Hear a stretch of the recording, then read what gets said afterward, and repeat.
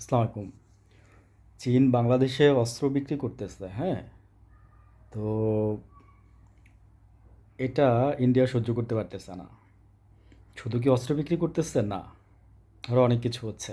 আমি কিছুদিন আগে আমার একটা ভিডিওতে বলছিলাম যে বাংলাদেশে যদি ইন্ডিয়া আক্রমণ করে তাহলে চায়না বসে থাকবে না। আমাকে অনেকে ওইদিন সেদিন গালিগালাজ করছে। তো বলছে যে নিজের ক্ষমতার উপরে ভরসা রাখ, এই সেই হাবিজাবি। ওদের তো আসলে ব্যবহার ভালো না, তুই তো কারি করে, বুঝছেন? তো যাক, ওই কুত্তা আমার পায়ে কামড় দিছে বলে আমি কুত্তার পায়ে কামড় দিতে যাব না, আমি আমারটা বলে যাই। ব্যবহার বংশের পরিচয়, ঠিক আছে? ওই যে তোরা যারা বলছিস তোদেরকে বললাম।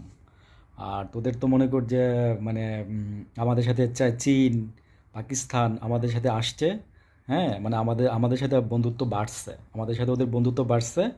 ইন্ডিয়ার মনে করেন যে পালপিটেশন বেড়ে গেছে, বুঝছেন? তবে আমি জাস্ট মেসেজ যেটা দিতে চাচ্ছি ক্লিয়ার, এত কথা না। সেটা হচ্ছে আমরা তুরস্ক থেকে ড্রোন আনতেছি, আমরা যুদ্ধ বিমান আনছি। ভারতের সাথে যুদ্ধ করার জন্য না, ভারতকে ভয় দেখানোর জন্যও না। এতদিন আমরা এগুলো করতে পারি নাই হচ্ছে হাসিনার জন্য। আমরা আমাদের মানে সামরিক শক্তি বৃদ্ধি করতে পারি নাই। আনছি, আমরা গুলি আনছিলাম কয়েকদিন আগে।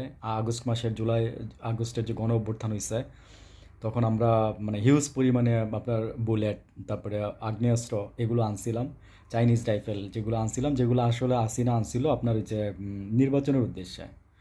2024 যে নির্বাচন হয়েছে সেটার উদ্দেশ্যে আনছিল, কিন্তু সেখানে কাজে লাগে নাই। পরে এগুলো জুলাই আগস্টে কাজে লাগাইছে হাসিনা। তবে এবার যে চীন আমাদেরকে যে অস্ত্র দিচ্ছে, আমরা যে চীন থেকে অস্ত্র আনতেছি, তুরস্ক থেকে ড্রোন আনছি এবং যুদ্ধ বিমান দিচ্ছে চীন।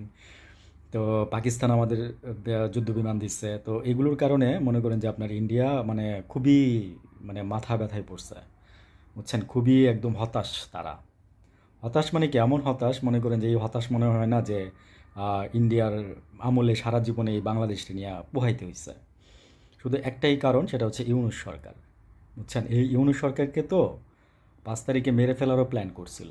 ক্ষমতা নেওয়ার আগে যখন 5ই আগস্টের পরে যখন ইউনূস সরকার ক্ষমতা নিতে আসছিল, তখন ওই ইউনূস সরকারকে ইলিয়াস আলীর সংবাদের বরাত দিয়ে বলতেছি, ইলিয়াস হোসেন, সরি, ওনার ওনার ভিডিওতে আছে, আপনারা দেখেন। এই ইলিয়াস হোসেনকে আপনার মেরে ফেলার, সরি আপনার এই যে ইউনূস সরকারকে মেরে ফেলার একটা প্ল্যান করছিল রাত্রেবেলা। কিন্তু ওই যে বলে না যে রাখে আল্লাহ মারেকে, আমাদের ওইখানে একজন ভালো একজন মেজর সাহেব উনি মনে করেন যে ব্যাপারটা ফ্লাশ করে দেয়। তো সেজন্য করতে পারে না, এবং এই কাজটা কে করছে, ইলিয়াস হোসেনের ভিডিওতে ডিটেলস আছে, বুঝছেন? তো পারবেন না। আর সেই দিন চলে গেছে। আমি তো একটা কথা বলতেছি, হাসিনা আর কোনো দিন বাংলাদেশে আসতে আসতে পারবে না, টুক করে ঢুকে যেতে পারবে না। ইন্ডিয়া আগের মতো করে কিছুই করতে পারবেন না। আগের দিন বাগে খাইছে। আসসালামু আলাইকুম।